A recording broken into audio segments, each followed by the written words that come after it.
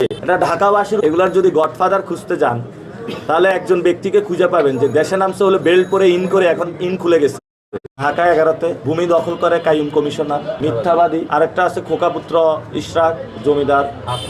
তো এভাবে পুরা ঢাকায় যাদেরকে নমিনেশন দিয়ে রাখছে, এটা ঢাকাবাসীর উপরে একটা অত্যাচার চাপিয়ে দিয়েছে তারা। আর এগুলা কে সাইন করেছে?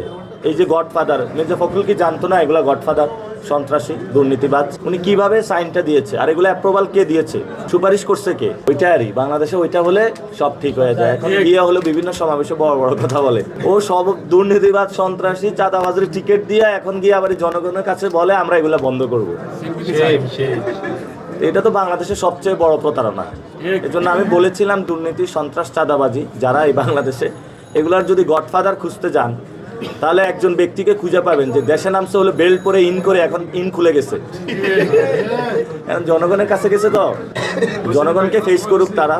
বিএনপি, ভারত, প্রশাসনের এই তিন শক্তির কিছু অসাধু কর্মকর্তা সবাই না মিলেমিশে একাকারে হয়ে তারা হলো আমরা গণ অভ্যুত্থানে যেই সংগ্রামটা সূচনা করেছি এটাকে কিভাবে ব্যাহত করা যায়, বাধাগ্রস্ত করা যায়, সে প্রচেষ্টা লিপ্ত হয়েছে। আর আমরা ঢাকা 8-এ ইনশাল্লাহ 12 তারিখ পরে চাঁদাবাজি, সন্ত্রাসী, দুর্নীতি বন্ধ করে দিব, চিরতরে এখানে ইনশাল্লাহ বন্ধ করে দিব।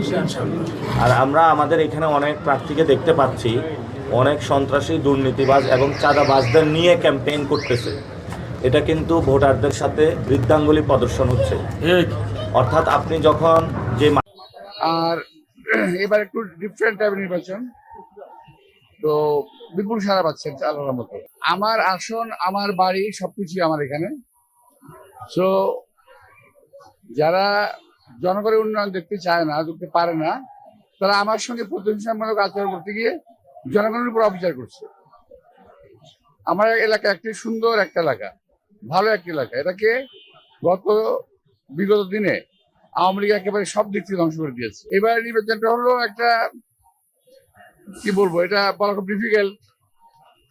আমি নির্বাচন করেছি যাদের সঙ্গে আগে, তারা স্বনামধন্য সমস্ত নেতৃবৃন্দ ছিল। আর এখন নির্বাচন করছি তারাও যার যার জায়গায় ভালো, কিন্তু কথাবার্তা বেশিমার বলতেছে আর কি। তফাৎটা হলো এখানে। আগে আমরা নির্বাচন করেছি, বেশিমার কথাবার্তা বলি নাই।